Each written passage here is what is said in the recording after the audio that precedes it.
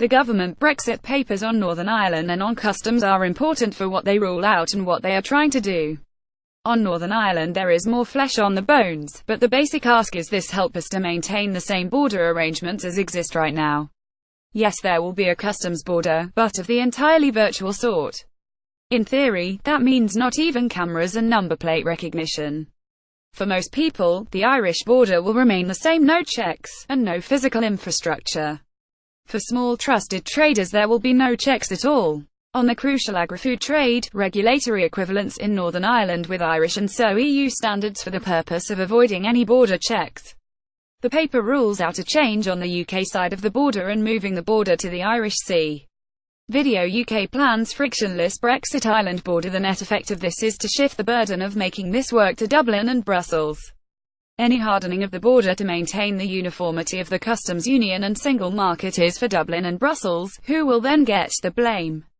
There are two other diplomatic plays here. First, the Department for Exiting the European Union (DExEU) makes clear that it can only conclude progress on Northern Ireland by first opening up initial talks on the future partnership. There is some logic to this. Northern Ireland's border arrangements cannot be seen separately to the overall customs and economic relationship with the EU. Second, a desire for a softer solution on customs on Northern Ireland could be being used as a wedge for the wider UK-EU deal.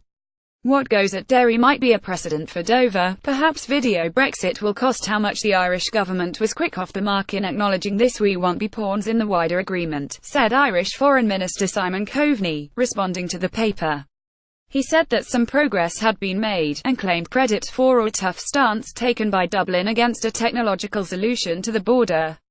But though there was lots of good stuff in terms of intentions to stay very close to the customs union, for example the simplest way to solve the issue, some of the solutions outlined by London were completely unworkable.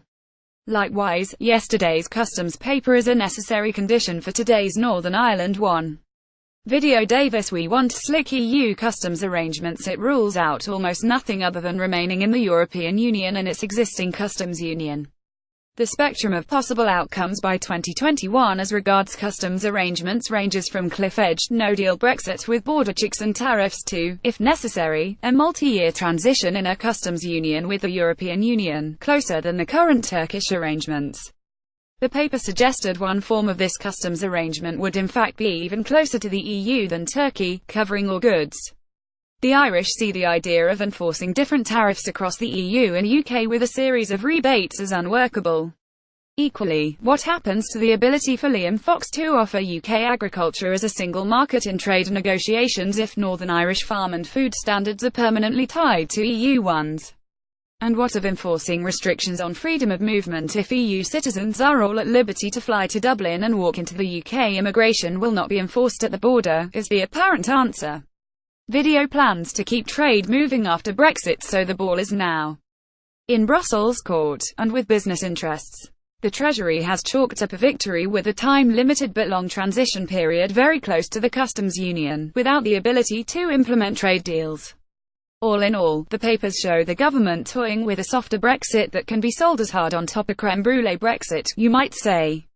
The problem is that one man's creme brulee is another man's burnt cream.